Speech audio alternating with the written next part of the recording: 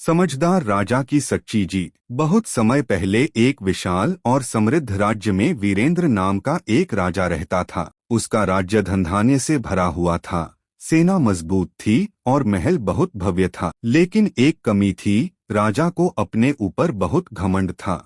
उसे लगता था कि वह जो भी निर्णय लेता है वही हमेशा सही होता है। राजा के दरबार में मंत्री और सैनिक उसकी हाँ में हाँ मिलाते थे। कोई भी उसके सामने सच बोलने की हिम्मत नहीं करता था।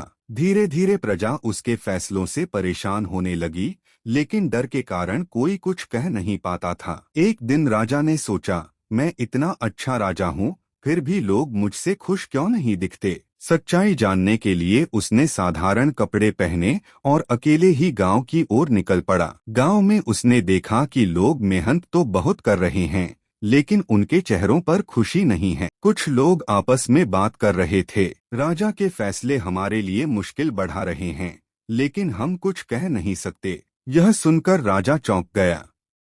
उसने आगे जाकर एक बूढ़े किसान से बात की। किसान अपनी जमीन पर पसीना बहा रहा था, फिर भी उसके चेहरे पर शांति थी। राजा ने पूछा, तुम्हें इतनी मेहनत करने के बाद भी क्या मिलता है?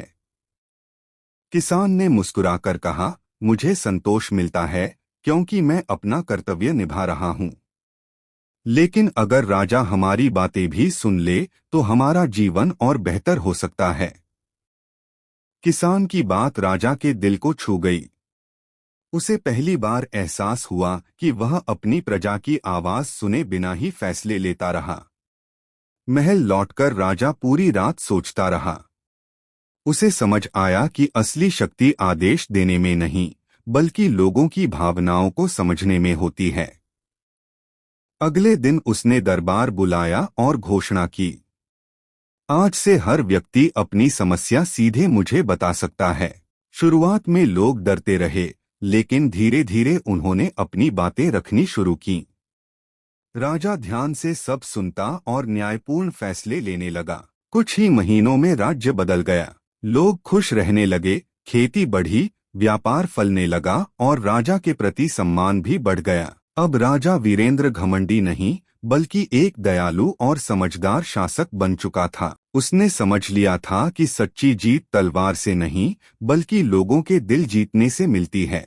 सीख, सच्ची ताकत विनम्रता और समझ में होती है। जो दूसरों की सुनता है वही सबसे अच्छा नेता बनता है।